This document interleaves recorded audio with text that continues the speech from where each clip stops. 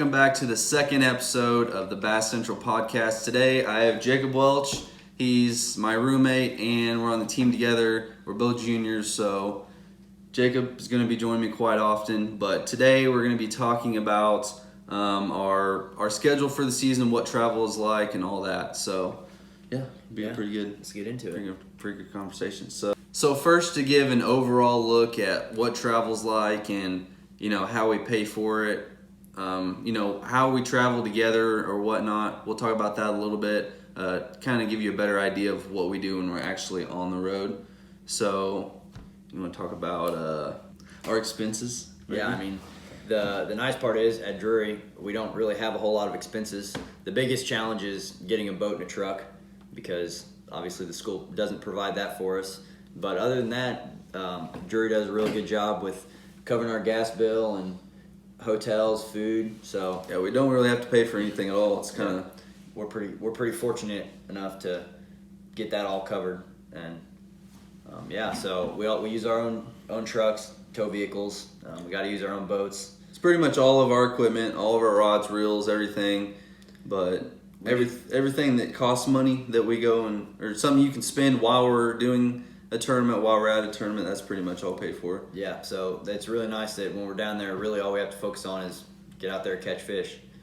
And we do have sponsors that, give us baits or rods, reels, line, but that's not really I don't know, out of the total grand scheme of things, it's not really that much, but it's still a big help to have sponsors that give us money, because we are still in college and we, can't work a whole lot, and we don't have a lot of money to spend if we were to have to travel 13 hours to go to a tournament, stay at a hotel, stuff like that. Yeah, for sure. And I think more than the line, anything, and the tackle and all the other stuff, like the little bit of amount that we get out of that, I think the most important part that, I appreciate of our sponsors is just the money that they give our team, so that we don't have to worry about, paying for those expenses, because even if they gave us one thing, odds are we're going to be wanting something else to use for the tournament. So right, just the fact that we can get there and do our own thing when we get there and not have to worry about paying for it is a big help. And really our biggest help overall is our coach, Rick Emmett. He fundraises a ton of money. So, we're on the road. He pays for truck gas, boat gas, hotel, entry fees, which entry fees aren't really that much.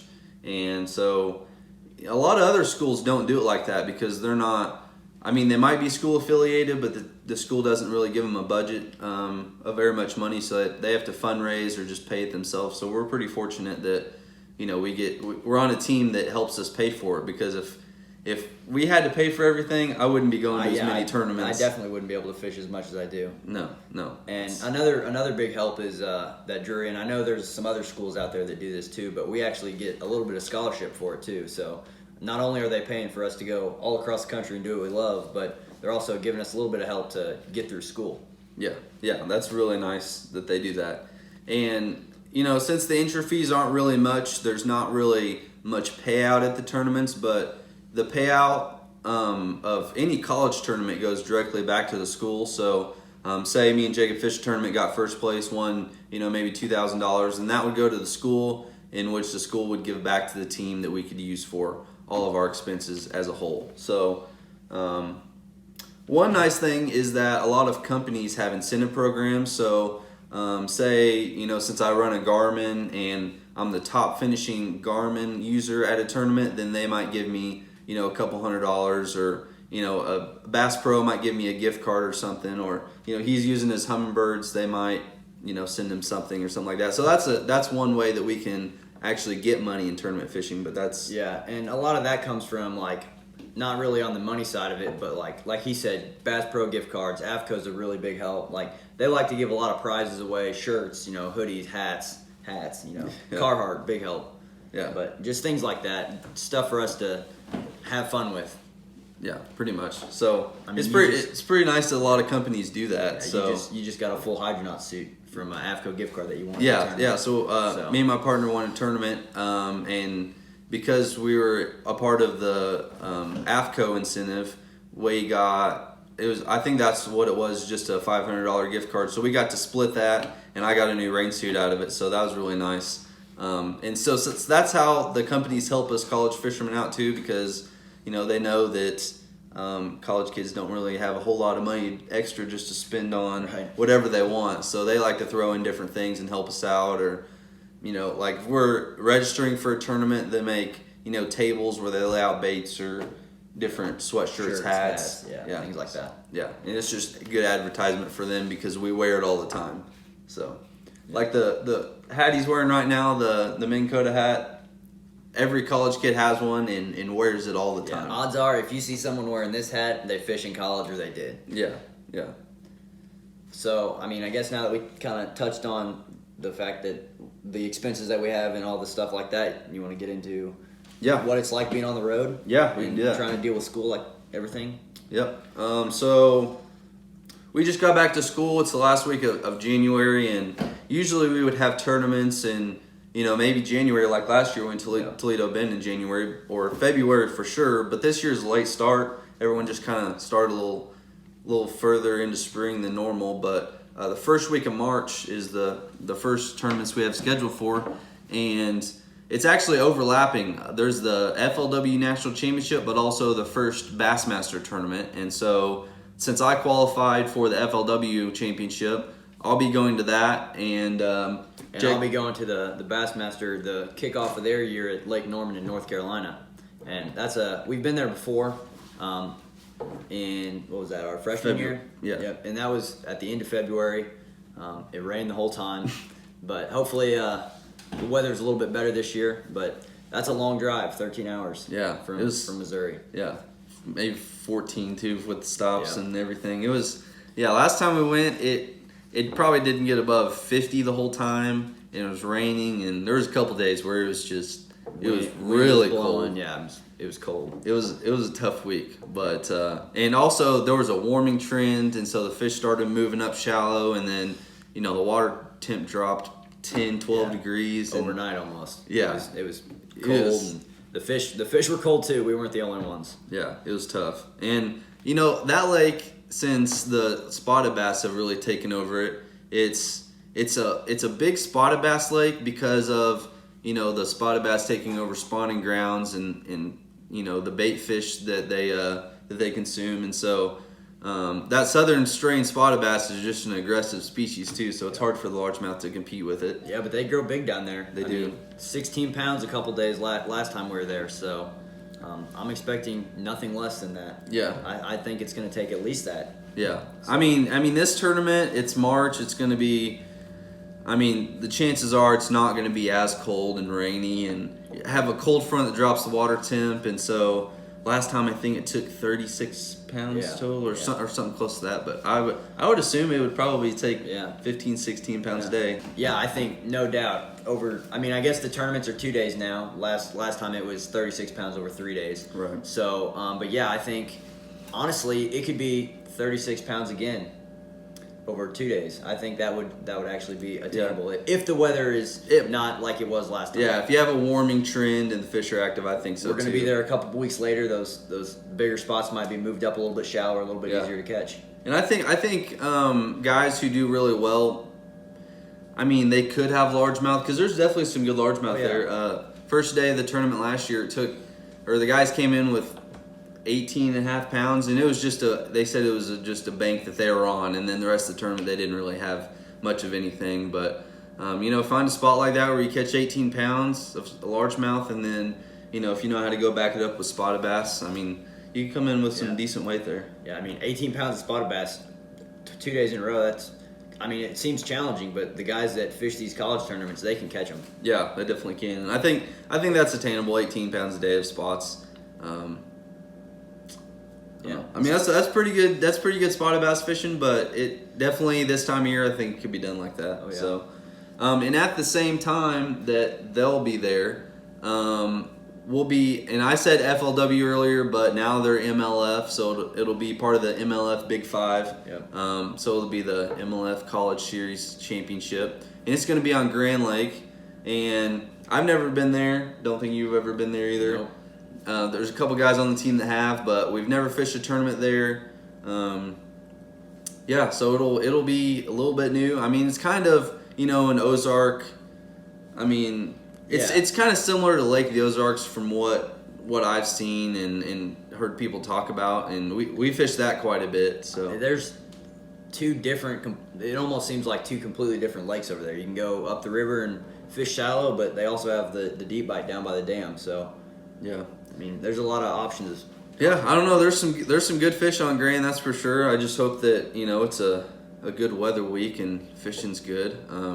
I think that'll take some good weight because that'll be a 3-day tournament. Yep. So I think it'll be 3 days. Should be like normal. Yeah, 3rd through 5th. Yeah. So it'll be a 3-day tournament, and so even if it's cold front, bad weather, warm weather, I think it's going to take a decent amount of weight to win. Like you were saying, there's a lot of really good fishermen in college. And Grand's a pretty good lake, especially in March if someone finds the right kind of stuff. Yeah, a little bit more fortunate for you. You're a lot closer to that. Yeah. It's only a 2-hour, 2.5 2 or 3 hour hours, drive. so a lot easier. You can get down there and pre-practice a little bit easier than I can. Yeah. It'll be. But that should be a fun one we have Drury sending 2 teams to that one. So. Yeah, 2 teams, and then all the rest of the teams will be going to the Bassmaster tournament. Yeah. At Lake Norman. So that one going on the same time, and then looks like the very next weekend. Yep, the Big Bass Bash, which is ACA Collegiate Bass. They're hosting a tournament on Kentucky Lake, which the last 2 years those have been canceled. Yeah. And one because of the bad weather, and last year because of the pandemic. But hopefully they have it in the spring this time. That lake gets tough in the fall. Yeah, so both times that they've been canceled, they've rescheduled them to I think October was when we had both of them last time. So it was very tough, and spring would be better. I mean, the lake's tough right now, but there's still big fish in Kentucky Lake. Just not the numbers are not there quite as much. Right, and I mean we've been there in the spring and the fall. We went there once in the spring for the FLW tournament, and then we were actually there at the same time when the tournament got canceled for the weather. But so we've got a little bit of a taste of Kentucky Lake in the spring, and there were some big bags coming out of there. I think that tournament that we were at in the spring, it took 23 pounds of smallmouth the first day to be leading. Yeah. So. And the guys who won, I think some guys from North Alabama, they had. I mean, I was in the weigh-in bag line with them, and they were just behind us, and I could see that their bag was like this wide. So I asked them if I could see his bag, and on top was a giant smallmouth. It was almost 6-pounder, and they had 23-ish pounds on the second day, and they ended up winning. But so I mean, if somebody can find those big schools of smallmouth, which, like I said, it's a big bass event. So right, we're not looking for 20 pounds. But I mean, there's also you can fish 3 people to a boat in that tournament. So if Cole and I were fishing in that tournament together, we'd actually be competing against each other, and we could also have another person with us. So you get on one of those big schools of smallmouth like that, and you could load the boat pretty quick. Right, and those events, that's a collegiate bass, and so they're kind of our overall points for college. If we have Bassmaster or FLW events, the points for those count towards this collegiate bass series, and they also have tournaments themselves. So say we're going to this Lake Norman tournament, it's only the highest finisher. So say Jacob gets like 6th place, then he's going to get those points, and all the guys below him won't get points for that tournament. But on these collegiate bass tournaments, such as the Kentucky Lake one, it counts for 2 teams and they're double points. So they're really important when it comes to talking about school of the year points, because that's when people really make up ground, or the teams that win the overall are in top 3 usually. They're always getting a lot of points at these tournaments. And so like you could potentially come away with that event with almost 2,000 points for your school, which would make a big jump. That's a lot, because like a smaller tournament, say the MLF College Series, the old FLW, they have quite a few tournaments, but they're kind of in divisions, and I think it's 100 points to the winner of that, or I thought it was 250. I thought it was 750 for their 750 big events. Is it? I think it kind of depends on how many boats they draw, but I'm pretty sure like the Bassmaster and the FLW events, I believe those are 750 to the winner. Maybe I can look it up. But yeah, like Cole was saying, if you get the highest finishing team from your school gets the points. I don't know if that was kind of confusing how Cole said that, but so like if one of us got 6th place and Cole got maybe like 9th or something, So he wouldn't actually get points for the school, only the top finishing team. And they just changed that recently. I think last season was the Right. first season that they only had one team, but yeah, that just really makes these collegiate bass. Even though I'm not really a fan of the big fish tournaments because just catching one fish and weighing it in, and you can get lucky. A lot of teams can just catch one fish a day and it's an 8-pounder and they win. Instead of having you could have a 20-pound day and you get 50th place in those kind of tournaments. So Right. I don't really like them that much, and I know a lot of the other guys don't either. But they're still really important that we fish and fish hard in those because they are worth so many points. And that's the only one, I believe, that's a big bass tournament that Collegiate Bass puts on. They always have a big bass bash. Typically, they have 2 of them. In years past, they've had a couple on Sam Rayburn as well. Oh, that's right. I've never been to that one. But, well, as of this year, this is the only big bass tournament for Right. Collegiate Bass. So Right. there's only one. And it's always been on Kentucky Lake. They keep bringing it back there.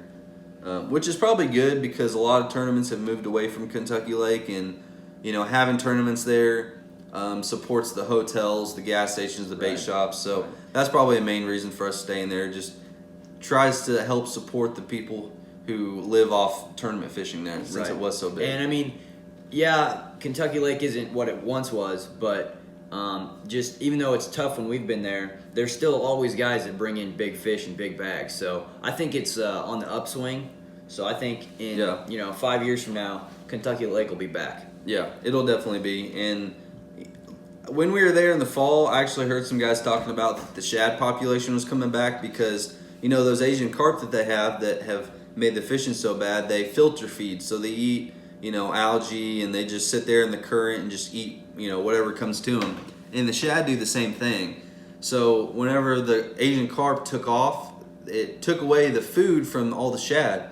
And that lake is just known for ledge fishing and the amount of shad that are in there for the bass to feed on. And so that really kind of diminished the shad population. And threadfins in particular, I think, Right. because a lot of the gizzard shad still survived because they were big enough to fend for themselves, I guess. But so that kind of left a gap between the little fish, and once you get to 5 pounds, you can eat 8-inch gizzard shad pretty Right. well. But all those middle class fish kind of went away. Right. And because of the Asian carp, and I said that Kentucky Lake will be back to. It's never going to be back to what it used to be because with all the Asian carp out there, it's turned into like a shallow fishery. It almost seems like. Yeah. There's a lot more fish shallow than there used to be. Yeah, because there's just giant. I mean, you can idle in the middle of a creek and you come across a school by the hundreds. It's just insane to see them. And so, kind of what they do is, they're just like bulldozers moving through there out deep. And so, a lot of those fish that were comfortable sitting on brush piles or ledges or something, they move up to get away from the carp. And not that the carp don't go shallow, because they'll get up there shallow, but all those prime spots where the current hits that ledge just right, those carp want to be sitting there too, feeding on all the algae and stuff like that. Because that's why the bass were there. Yeah. With the current rolling through that. Right. So that's why a lot of them pushed up shallow. So it's become the bass are really spread out for that reason too, because there's still deep fish, still shallow fish, but it's hard to get on something specific there. It's kind of, the fish are all over the place. It's like trying to fish post spawn in other lakes. It's hard to really get on a pattern, and they're just spread out. So yeah, they're still in there. They're just hard to catch. Yeah. So that's kind of how Kentucky Lake's been. So. And then next on the list, we have for Drury, we have the MLF. MLFLW. Yeah. The MLF Central Tournament on Table Rock, which is just a hop, skip, and a jump from us. Yeah. We fish there more than anywhere else. For multiple reasons. One, because it's 45 minutes from where we keep our boats, and there's other lakes around here that fish really well. But the tournaments happen on it, Table Rock. So we know there's a tournament there pretty much every weekend, sometimes both days. Yeah, and like the college tournaments, that's the only one that's on any of our Ozark lakes this spring, and so that's just where we need to spend our time. That's where we need to get better, because that's where the tournaments are. Even for college, professional, that's where they bring tournaments. So, and we actually had one of those on the same tournament, almost the exact same time of the year, last year on This is Table Rock. February. Last week of February, wasn't it? Yeah, so a couple weeks earlier. Let me pull up the results of that because I'm pretty sure it took some pretty big. Yeah, 18 pounds. So Which Table Rock is definitely capable of bigger than that. Yeah. putting out some big bags. So this past weekend, there was a tournament that took 23.5 pounds of. It was all largemouth, but I mean, there's definitely a lot of 20+ pound bags that come in with all three species, or mainly largemouth and smallmouth in particular. But looking at this next one, it's March 26th, so that'll be pre-spawn, but to where a lot of those fish are moving up shallower. So like right now, I think a lot of those guys yesterday caught them in 30 to 60 foot probably, Yeah. and so that makes it hard to really. There's guys catching them shallow too, so it's kind of you have a real big range of depth to focus on. But by then, they'll be on their transition spots to move up shallow for pre-spawn, and I think it could take 20 easy. Oh yeah, very easily. Yeah. And if I'm not mistaken, the team that I know there was multiple teams in the top 10, but a lot of those guys had all smallmouth. So, I mean, it's capable of producing 20-pound bags of largemouth and smallmouth. Yeah, there's some big smallmouth in there too. The spotted bass, they kind of have their swings, and right now, the quality isn't that great, but there's an insane number of them. Oh yeah, it's ridiculous. Yeah, that lake is stock full of fish for sure. Yeah. So, I mean, I'll be targeting largemouth. Maybe some smallmouth too, because if you catch a 5 or 6 pound largemouth, you can definitely fill the limit with some nice smallies that would put you up there. And that time of year, you don't necessarily have to fish out deep for smallmouth. Yeah. I mean, you can find a big group of smallmouth same place you can find a big group of largemouth on. Yeah, that's for sure. And last year in March, I'm pretty sure it was right in the middle of March, maybe like the 20th or something. Me and my partner went down Table Rock for just a couple hours and caught 16.5 pounds of smallmouth, and they were pretty shallow. I mean, they were 6 to 10 foot, most of them, and so those smallmouth will move up pretty shallow when they're feeding. They'll go wherever they need to, but you can definitely catch them shallow. Oh yeah. And I think timber will play pretty big, or it could. If someone finds that right stretch of timber, they could easily catch some good largemouth off of it, especially if you have multiple spots to run. So I'd say if I was practicing, or in the practicing that we'll do, I'll probably focus a lot on timber, and because I mean it's probably best to look for fish that are feeding on shad, because they're going to be fatter. That's where you're going to find the big largemouth. They're going to be more active, so you can catch them a little easier than if they were just on transition spots, or maybe on a rock pile or something like that. So I think that's probably what I'll be looking for during that tournament. And then we have the Pickwick tournament. Pickwick, yeah, that's another Boat US tournament. That's the first time in a while that we've been to Pickwick in the spring. Yeah. So typically, for the last 3 or 4 years, the Boat US has held their championship on Pickwick, which was typically the last week of May, first or second week of June. Ledge fishing. Yeah, straight up ledge fishing, all of it. But this year they changed it, and we're going in the spring. Yeah, and they actually changed the location of the championship, so it'll be on a different lake. And they did one on Pickwick, and it'll be April 10th. So it'll be, I don't even know. I'm guessing that'll be pre-spawn a little bit. I don't know if they'll be really spawning by then or not. Weather permitting, probably. Depending on the weather. And like I said, they've had tournaments there before in the summer, so we kind of know the lay of the lake, but we've never been there in the spring, so it could be a completely different beast. Yeah, and the only Tennessee River lake I fish in the spring is Kentucky Lake, and the time we went there in the spring, I didn't do too well. The TVA is definitely something you have to learn and get used to. It's not something you can just go and catch them on. That's definitely one of the advantages. Like we have Table Rock around here that we have tournaments on a lot, but there's a lot of college tournaments on TVA, and those schools that live around there, whether it's Chickamauga or Kentucky Lake, if they're close, they kind of have an advantage across the whole TVA. Yeah, it's definitely a great fishery though for largemouth and smallmouth. I mean, there's, I think there was a Bass Nation championship that was there this fall, and it took. I mean, the guy that won on the last day had 23 pounds of smallies, I'm pretty sure.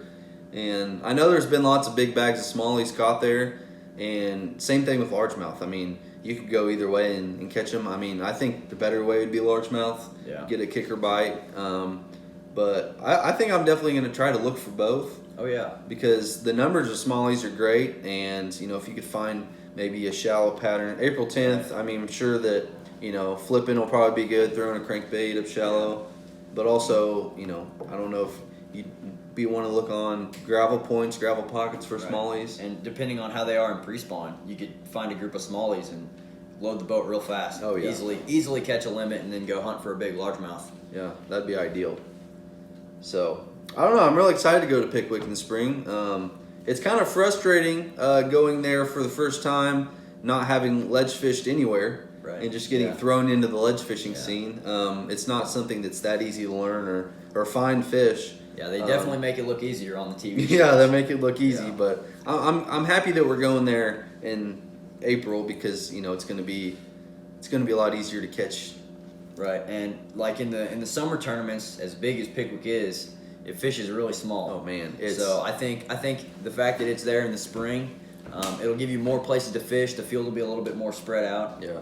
And it'll be fun. It's any of those TVA lakes, but especially Pickwick. I mean, you can find 20 spots and there'll be boats on 18 of them, and so tournament day comes and you either have to squeeze in next to someone or pick a different spot to fish. Right. So I think it definitely will help the whole field in general. I think that it'll make the lake bigger.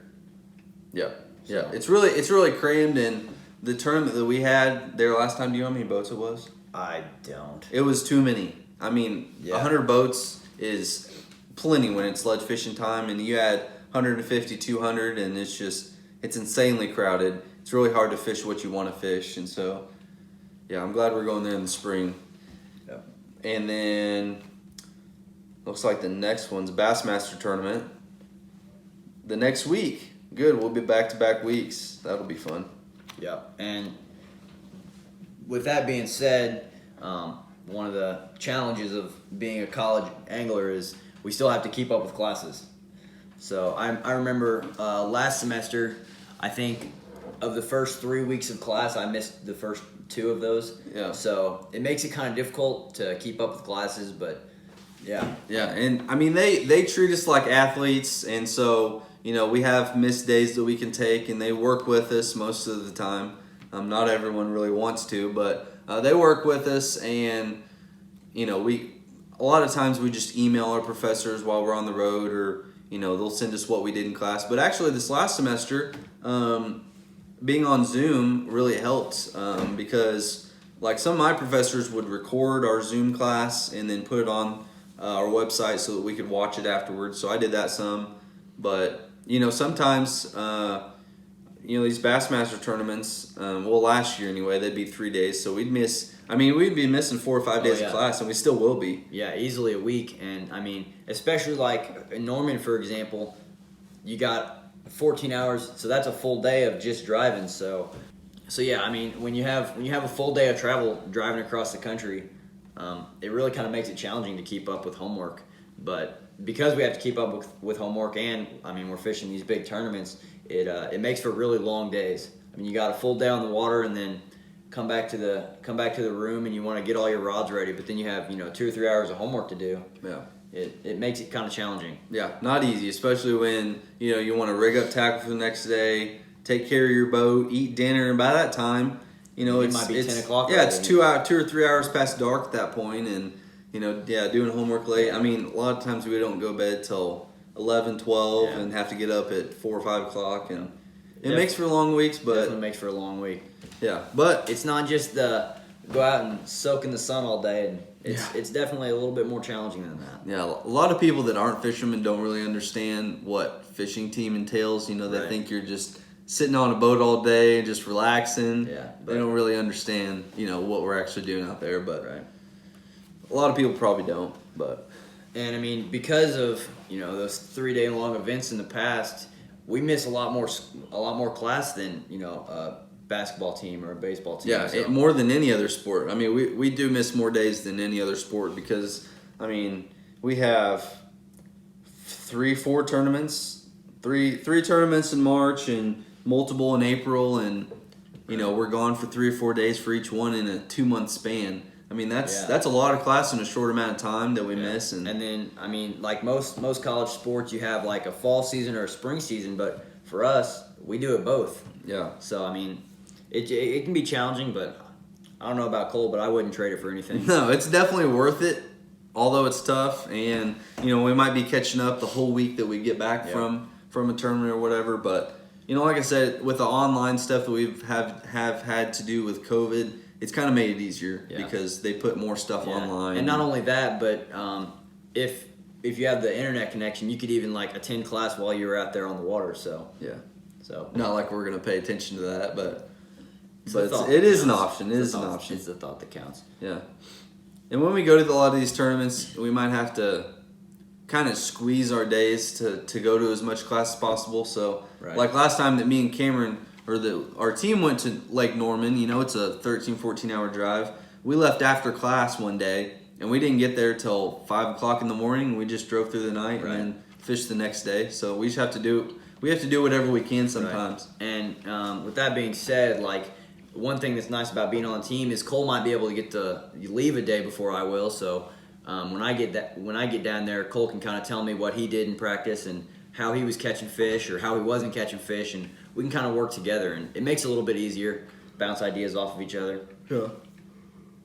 Definitely. So, wow, the Bassmaster schedule, we go April 16th oh man, I jumped ahead.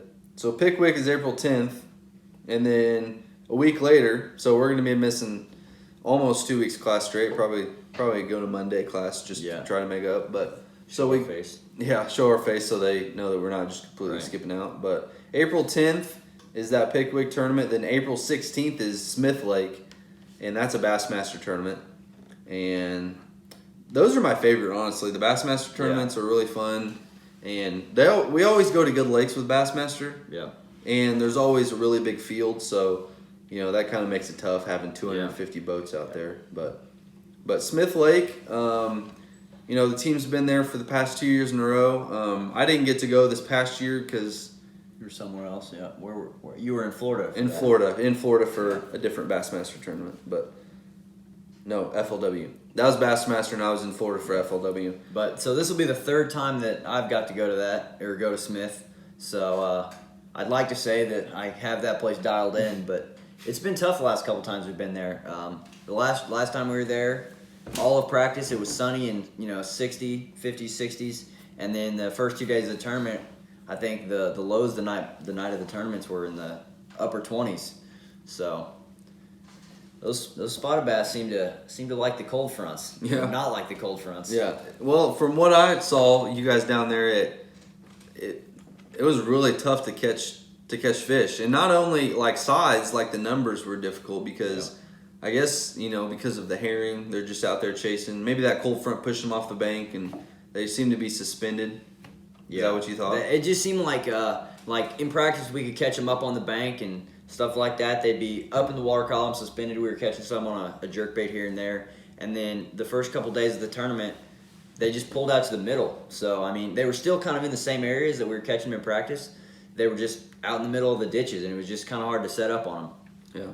And I think the guys that won, they actually fished shallow for largemouth all the time, and they had about 18 pounds a day. Yeah, they smoked the largemouth. And I actually talked to one of the teams that saw them the first day, and they were out in the middle fishing for the spotted bass in the ditches, and they said that these guys were up flipping the bushes. So kudos to them for figuring that out when nobody else could. Yeah, definitely. But I don't think that happens too often where guys put together 18 pounds of largemouth on Smith Lake, and I don't know if that was because no one else was targeting largemouth like these guys were because they know the smallmouth are dominant. Spotted bass. I said smallmouth. Yeah. Yeah, spotted bass. Which, the first time we went there, I think it was taking 15, 16 pounds a day of spotted bass. It was more than that. Was it? Yeah. This first day was like 19 pounds as leader. Okay. Well, and I'm pretty sure that or maybe 18 pounds. The second day, they brought in 20. Yeah, so therefore, all the people that were fishing this tournament probably looked at those results and were like, well, we got to target spotted bass if we want to have a chance for this. Yeah. And then the one team that ended up catching largemouth definitely had the advantage. Yeah, and there's a lot of big spots in there, but, you know, they're they can be so deep or suspended where you can't really get to them. But from I think reading the article last time, the guys that were catching those big spots, and I mean they were catching 4 or 5 pounders, and a lot of them came from swim baits, those little swim baits thrown around docks, and so I'm guessing they were just waiting to move up shallower. And I mean when we were there last, they were on a transitional where largemouth were shallow. Well, I guess 2 years ago now, not last year, but 2 years ago. It was a little bit warmer, and there was a lot in pre-spawn, but then there was also a lot of fish that were, getting to be shallow. Right. And so they were catching a lot of those big spots that moved up. And so, I mean, weather depending, if those spots are up shallow, then I think people could definitely. Yeah.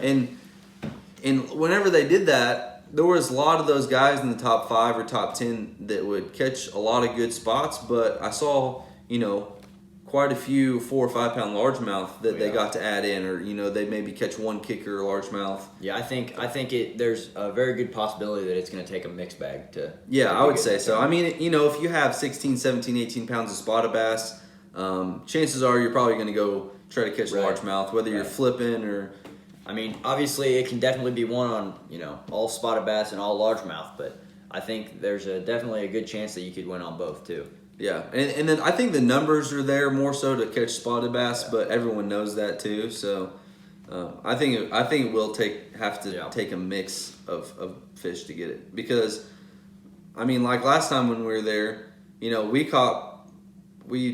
did weigh in all spotted bass, but we went up the river on our way back to weigh in and lost 2 good largemouth, just fishing jigs up shallow. And I guess that's what those guys did last year, was just flipping up shallow and stuff. And but my partner and I weighed in. We had almost a 5 pound spotted bass. So yeah, I mean they definitely get big there. Yeah, so. They do get big. Just depending on what phase they're in, really. And I think the spring or that time of the year, what is that? April? Yeah, April 16th. Yeah, I think that's definitely a good time to go, because with it being a herring lake, they'll be up shallow and they won't really necessarily be keen on those. Right. So I think it'll be a lot of fun. Yeah, April 16th. It'll be getting to the spawn then. Yeah. Surely, there'll be late up shallow stages, and stuff. Yeah, late stages. Pre-spawn. Yeah. To where they're up shallow enough to catch one and jerk bait or flipping even. Oh yeah. Probably a lot of largemouth caught in that one. So. Our next one, that's the last one for April. Nope, it's not the last one for April. Event, so we'll have a week off, and then the following week will be another Bassmaster. So they kind of put those Bassmaster tournaments close to each other, but that one's at Lake Cumberland. So April 30th through May 1st, Cumberland. And they actually, Bassmaster had an event there last year. It was scheduled for the spring.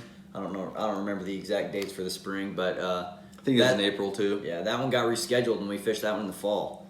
And I think it'll definitely be better in the spring. Yeah, fall can be very tough, especially on such a deep smallmouth place. Yeah.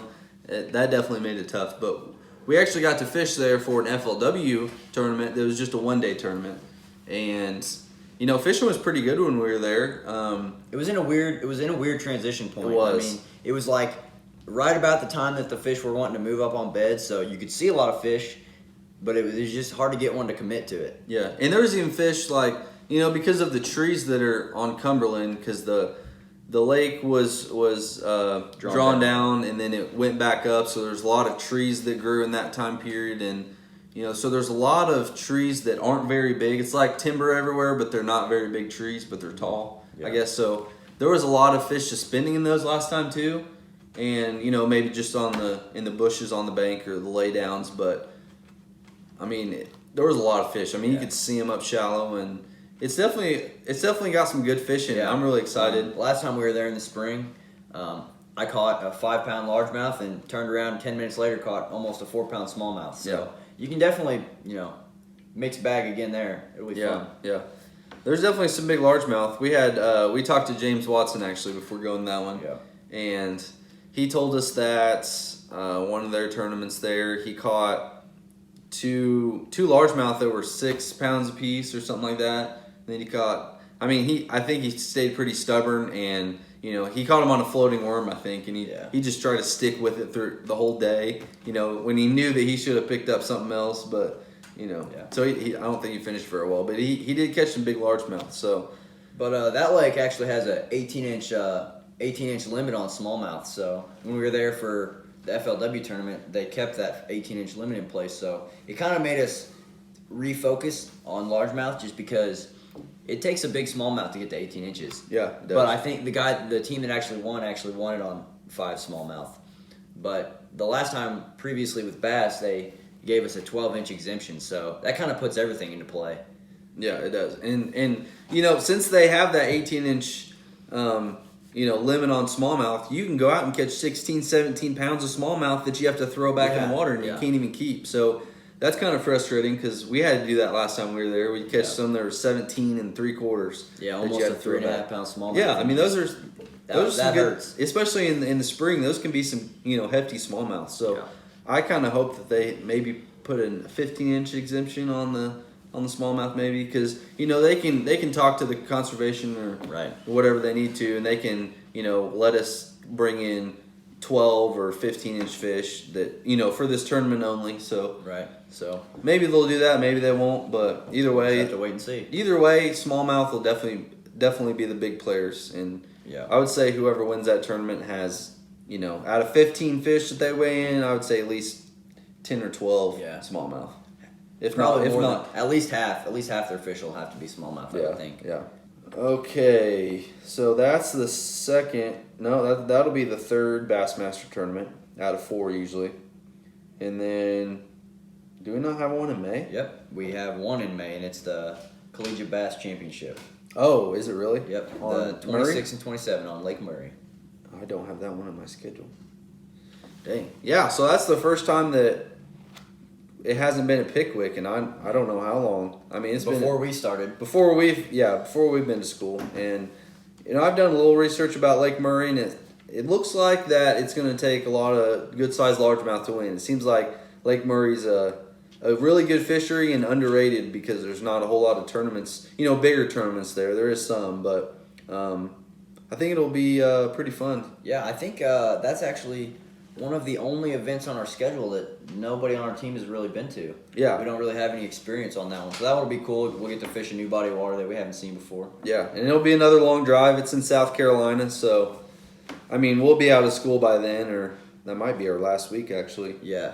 But I'm not really sure how that's going to play out with school, but hopefully it's not the last week because it definitely gets challenging to try to juggle a tournament and finals week. So. Yeah. But I think we'll be good for that. We'll be out of school probably, so that'll be fun. I don't really know exactly what. Don't really have much to say on that one. Not a lot. We don't have really any information on that lake except for that'll be the school of the year championship. So all the points we have for the season will be accumulated at that tournament, and that's the last one. That's the last one. So that's where the school of the years is. Yeah, that team on top after that one is the school of the year. So.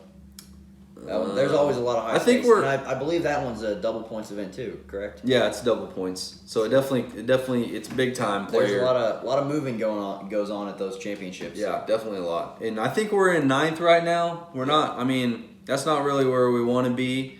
Last year we got into 4th or 5th at one point. Yeah. At one point, and but I think we finished up the year in 7th. So 7th. Well, we've gotten better every year. So and the seasons run from May to May because that's when the championship is in May. So that's when it ends, and so it's pretty much a school year season.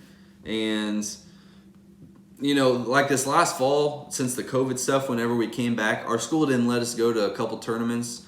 I don't know why, because I stay with him or my roommate, and then I fish on a boat when I don't see anybody. I mean, we're not around anybody, so I don't know why it really mattered. But we didn't get to go to a couple tournaments, and so that kind of hurt us in the standings. And then we jumped back into 9th after having a couple good in the fall that we got to move ourselves back up in. So we're 9th, and that's pretty good for starting the spring because we have quite a few tournaments left. So. And I think if I'm not mistaken, we're not very far. Yeah, we're only a couple hundred points out of the top 5. So are we? Yeah. So it's a tight race. Yeah. So there's a lot of moving to do. How many points do we have? Currently we are at 5,885, and the top 5 is 6,800. So we're about 1,000 points out. I mean that's not hard, especially when the Boat US tournaments or the collegiate bass. So we call them Boat US sometimes, but. Those can be 2,000. You can have 2,000 points in those easy. So, we definitely could move up. I mean, we do really good in those tournaments, and we could make moves. And then after that championship, so our first tournament in the new season for the new points. I think that's a Bassmaster tournament. It's the fourth stop on the Bassmaster Tour. They haven't announced the lake yet, so but it'll be June 9th, so it'll be shortly after that championship. In the past, they've taken that last tournament up north, so there's a chance for that. I believe our freshman year, the last event was on the St. Lawrence River. So, but there wasn't a great turnout, so right. I think they decided the following year to keep them all kind of in the southern region. I think there was only 150 boats, where as usual there's 250 plus a waiting list. So just because there's so many schools in the south, and whenever you go up north, that's just a really long drive for a lot of teams, and so I'm assuming it'll be somewhere in the south, mid-south. It might be a little bit more northern, but probably not very far. Yeah, I mean, it probably won't be somewhere like St. Lawrence where it's it's a 23-hour drive for us, and that's a long ways to go for a tournament. So, and that creates problems. And we're pretty central. So, we're kind of central too. You take the teams in Texas and like Georgia and stuff like that. That's even further for them. So. And the biggest problem with that is cost. I mean, because that's a lot of gas money to burn to go to a tournament to not make any money on, unless your school's fully paying for it. Right. So, and even the cost for the school, that burns a lot of the budget for the year. Yeah. So that's the fourth tournament for Bassmaster, and with Bassmaster they have a fifth tournament, which is the national championship. They have a wild card this year, which is new. My bad. They have a wild card. That's a new tournament. Yeah, they usually haven't had that in the past, but there is a Bassmaster championship, which is pretty much the one tournament that all college anglers want to be in at the end of the year. So Road to the Classic. Yeah, that's your chance to move to the Classic, but out of the season, if you get top 10% of any tournament, which is generally 25th place, because there's always 250 boats, pretty much. Pretty much, yeah. So the top 25 gets to go to the championship, and then, there's a state qualifier in every state. Right. So if you win that, you get to move on. And then this year with the wild card tournament, I'm assuming, we don't really know the details, but we're assuming that if you haven't made it to the championship when that tournament rolls around, then all those people who haven't made it get to fish that for a chance. So that'll be cool that they threw that one in there. Yeah, one more chance for the people that haven't quite had the luck of the draw. Yeah. So and also they usually don't announce the championship until April or May. So we don't really know when it's going to be, where it's going to be, but I know everyone's excited for it, regardless where it's at. So after that, the wild card is on Lay Lake. That one is announced. Right. That'll be June 23rd, so a couple weeks after the last one. So that'll be the wild card on Lay Lake for Bassmaster.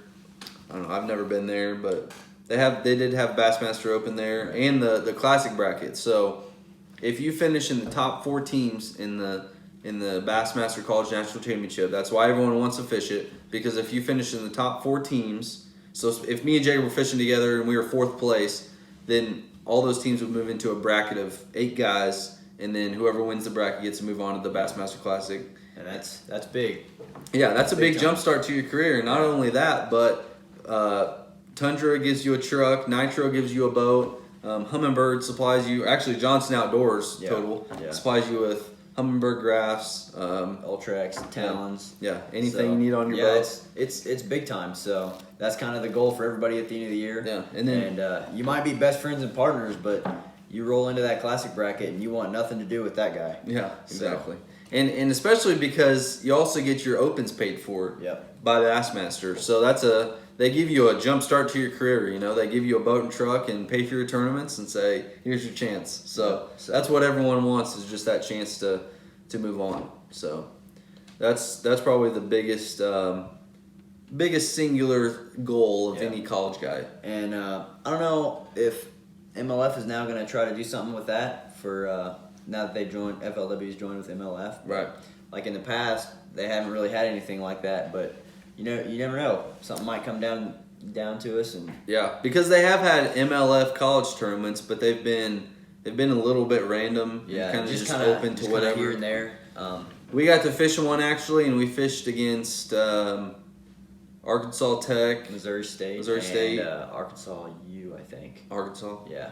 So it was just us 4 teams on both shoals that we got to fish, but There was wasn't only 20 boats in that one, but it Not was. very it was pretty fun. Yeah, it was. I mean, you know, we didn't have an official in the boat, so you kind of just weighed your own fish, took a picture of the scale, and so that's kind of sketchy if you were to bring in more teams to people cheating. I mean, you know, it's you don't want to talk about that, but it definitely would happen. Yeah, now that I know like the pro circuit, I guess is the pro circuit now. Their championship, they do the MLF format. So I don't know if something like that's going to happen with the college national championship or how that's going to work. Oh man, yeah, you never know. I guess it could happen. I kind of hope it doesn't. Honestly, yeah. I don't know. I guess we'll see. Yeah, they haven't announced that either. Which typically FLW they have the championship the year after. Right, and with the championship from last year being in March, I would say sometime around there is when they're going to announce it for the following year. Yeah, probably. So, but speaking of FLW or MLF now, got to get used to saying that. But our next tournament is in La Crosse on the Mississippi River, and we've been to July 30th. Yeah, and we've been up there before. We haven't fished the La Crosse pools. We went to the Wabasha pools, which are 2 pools up, if I'm not mistaken. Yeah. I think so. It's a couple. That's a fun place to be. Yeah, a lot of fish there. From what I've heard, it's a lot different. Yeah, Wabasha and La Crosse. I mean, they both have a lot of grass of all types. I mean, they have everything and rocks and stuff. But I heard that the fishing's a lot better in La Crosse, and so fish quality's a little bit bigger. Yeah. So, but yeah, that one will be fun.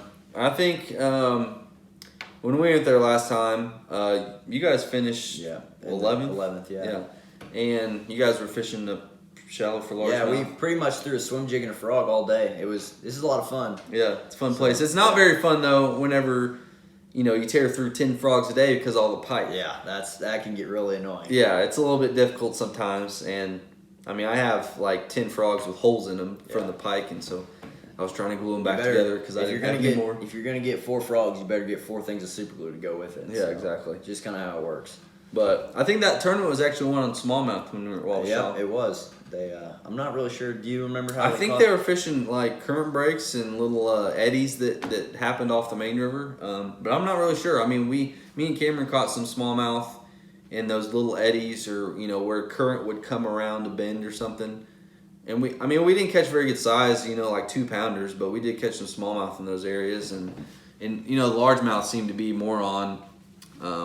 The bigger largemouth that we saw actually came off of mud banks. Yeah. But there was a lot of largemouth that would, sit on grass lines or just in the grass in general. And I think one thing that we kind of keyed on was you get out in those big open areas and it's just like, it's hard to find a bank. I mean, you see like fields of grass, but there's no like actual bank or dry land on it. And one thing that we kind of found was if you can find some dry land that you can get up against that has some current rolling by it, you can catch some bigger, higher quality fish. Yeah, I mean the biggest fish I saw a week, I didn't catch him, but it was a spot where the current was moving, but it was a little bit slower than some of the other areas because it was flowing pretty good in the main river, but there was a little bit of current flowing through there, and there was like a little tree in the water on a mud bank, and I threw my swim jig, and a pretty big largemouth came out of the tree and just missed it altogether. But and I think the biggest fish that we caught in practice was actually on like a riprap road bed or like a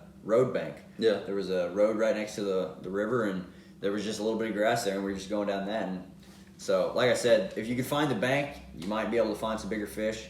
I don't know if that holds true for this is a completely different place. It's La Crosse, so. But it seems like you can catch them pretty much any way you want. You can go frogging, you can go throw a swim jig, you can focus on smallmouth, you can focus on current breaks. A lot of guys fish just riprap the whole time. So there's a lot of different stuff to do, and you can catch fish just about any way you want. It's just finding those bigger ones. Yeah, exactly. Actually, the guy who won, Tom Monsoon, is that how you say it? Oh, Mansour? Mansour, Mansour. Was that a FLW tournament? Was that a pro circuit? It was a pro circuit. It was one of the joint super tournament where they were joined. And he actually won. Well, actually, day 5 when they talked about it, he was throwing like 2 different football heads, and and one was just a regular football jig. And one of them he was throwing out there. He had like a double tail grub, and he was just slowly crawling it across some rocks. I mean, he was just kind of out in the middle. He was fishing a rock pile or something. Go out I and guess. fish a rock pile in the current, or you can go way back in the back end and throw a frog in the slush. So I don't know. I mean, we won't know what we're doing, but yeah. I think we'll do decent at that one. Yeah. I mean, we'll figure out something. So. And then that kind of rounds it out until the school year starts next year, and then we do have one more college tournament that's released on the schedule for the 2021 year, and part of that school of the year. But that's on Lake of the Ozarks here in Missouri, so that's another one that's real close. When's that one? October 15th. October 15th. Oh yeah, nice.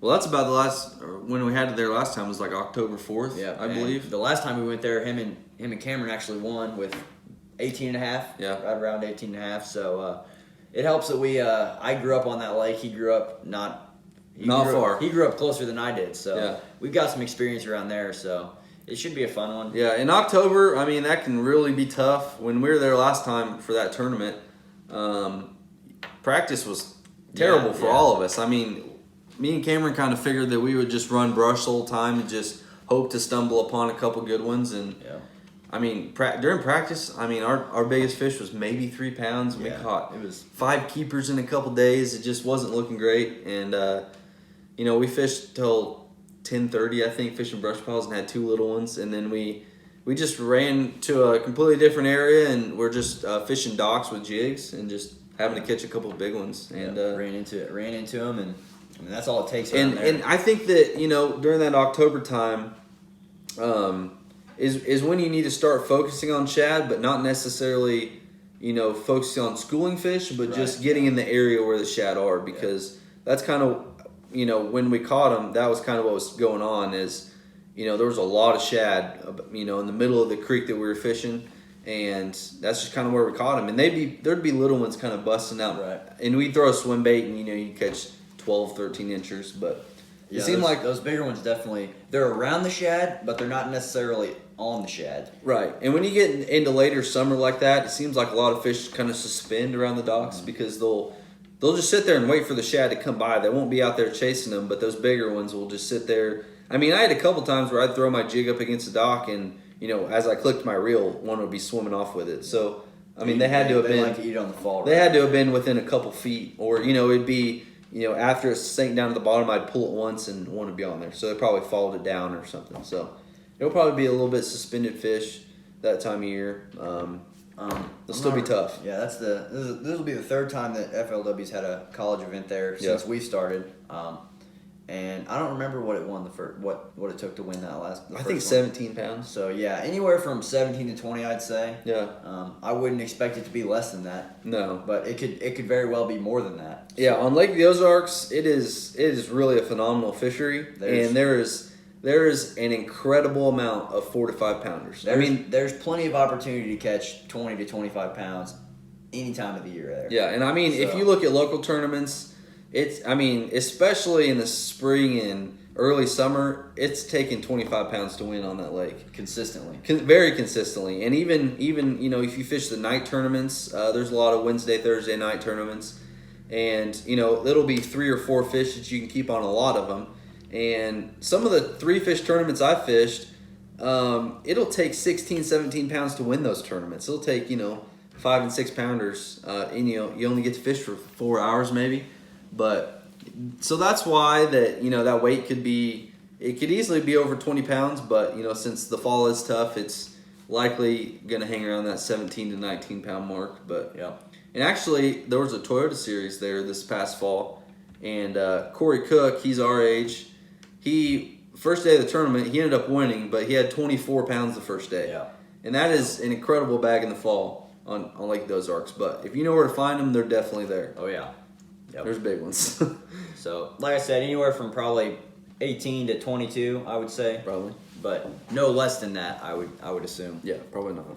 But that kind of rounds out our schedule. Well, actually, so we have one more collegiate bass tournament of the year, which won't be of the point season, but just for 2021.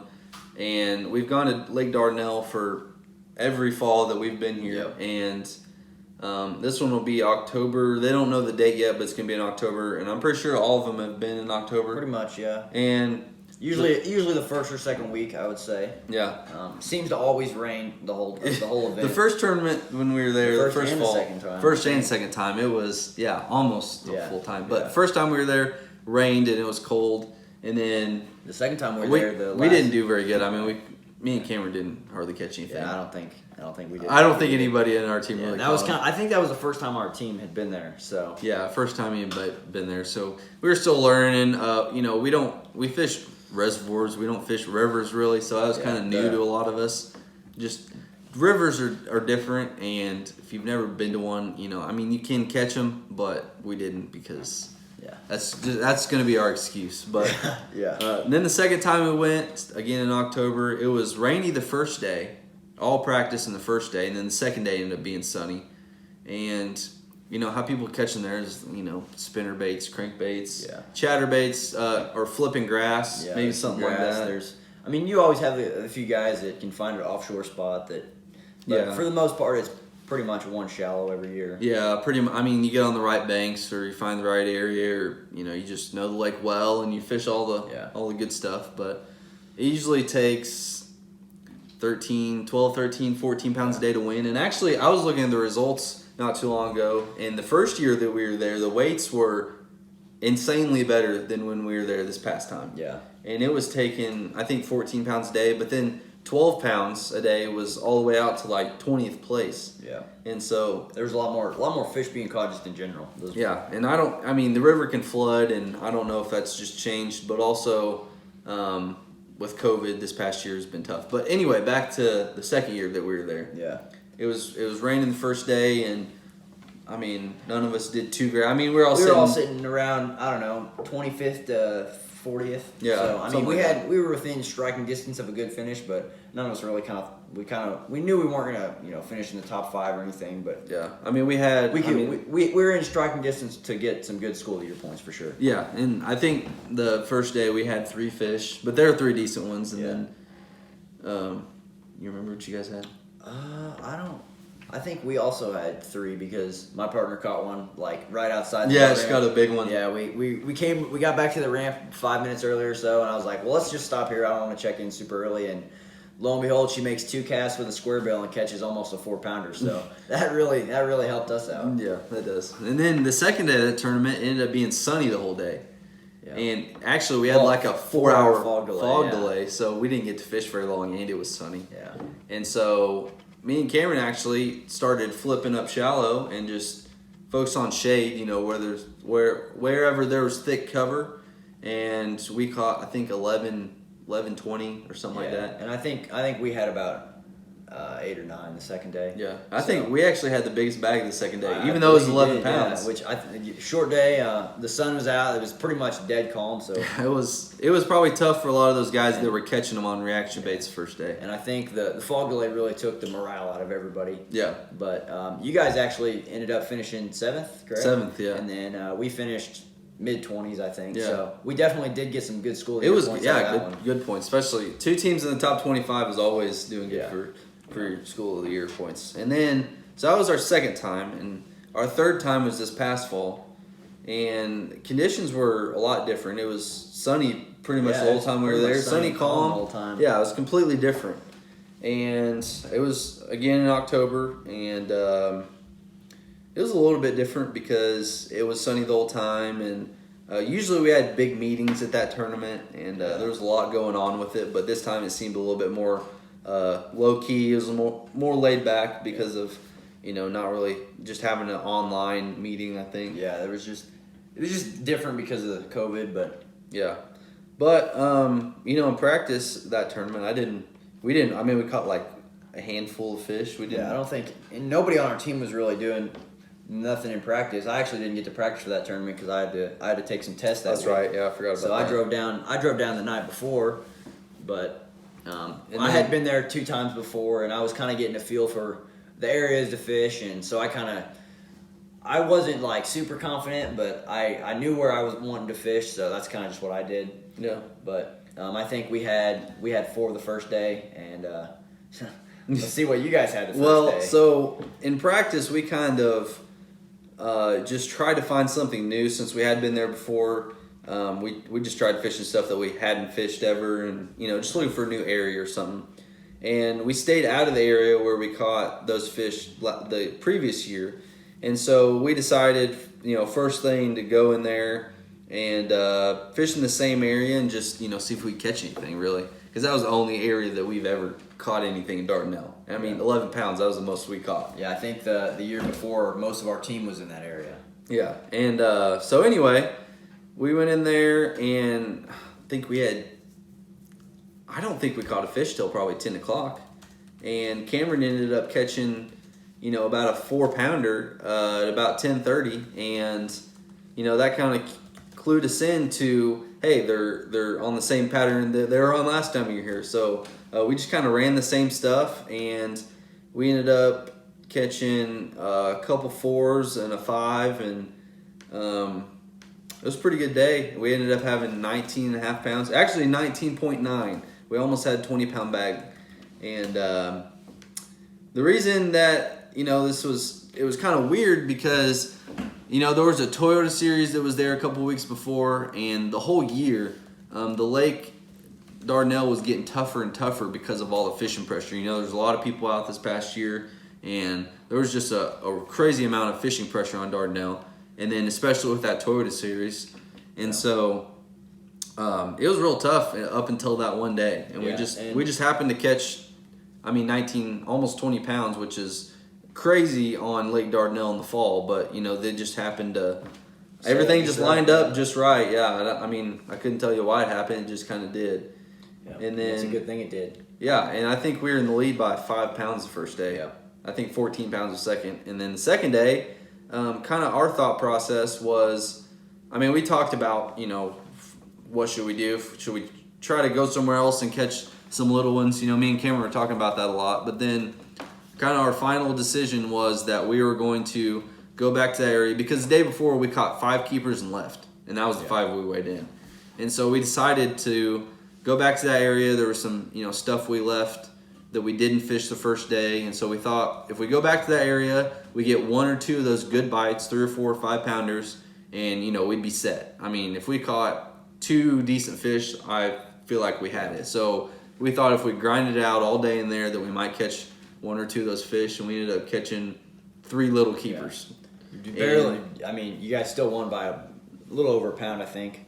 A pound and a half, I think. Right. Yeah. And so, we had, I think, 26 something, 24 something was second, but we had like 6.5 pounds the second day. Yeah. And we didn't really have any other areas to go to because, we'd never really done good at Dardanelle before. So right. We just stayed in the area, and it didn't really pan out, but got the job done. We ended up winning, and can't complain about it. That's where the $500 AFCO gift card came from. So, and we got plenty of other stuff at that tournament. Yeah. But that kind of rounds it out as our schedule. I don't think we really have anything after that. Like Cole said earlier, the championship hasn't been announced yet, so that'll be typically sometime around August, mid-August, I'd say. MLF's championship, that one will be next year. So we'll just have to kind of wait and see. And until then, we're probably going to try to fish some local tournaments, maybe some BFLs here and there. And that's what's kind of nice is a lot of people think that, since we're a college sport that we can't fish and win money or something like that, because NCAA, you're not allowed to do that. But we're not affiliated with NCAA or anything, so we can fish whatever we want. So I think we'll be fishing some tournaments between now and our first college tournament, because that's a almost 4 or 5 week break almost until a little over a month. So we got Bull Shoals, Table Rock, Palminteri. We got 4 or 5 lakes within an hour drive. So it's pretty nice just to be able to go down and fish Table Rock whenever. So we'll probably be doing that a little bit, fishing some winter stuff, probably on Table Rock to try to get better at it. And there's a BFL there. A little bit of pre-practice for our college tournament there, but that too. I'm really looking forward to what the year holds and all the tournaments. So that's all we got to talk about today. So we'll probably keep you updated on future podcasts and whatnot about kind of how the tournament's going. Probably after each tournament, we'll sit down, talk about it, how it went, what the difference was of what we thought now versus how it actually went. And hopefully maybe we can be one of the winners of them. So Yeah, hopefully. And if not, we happens. might try to, contact the winners and maybe have them talk to us a little bit about how they caught him and whatnot. And so that'll be pretty cool if we can get some different perspectives of, how we caught him and what we thought versus how the winners caught him and what they thought. Yeah. So hopefully we'll get to do that a couple times. But that's all I got. Yeah, that's all I got. All right, Thanks for watching. Thanks for listening.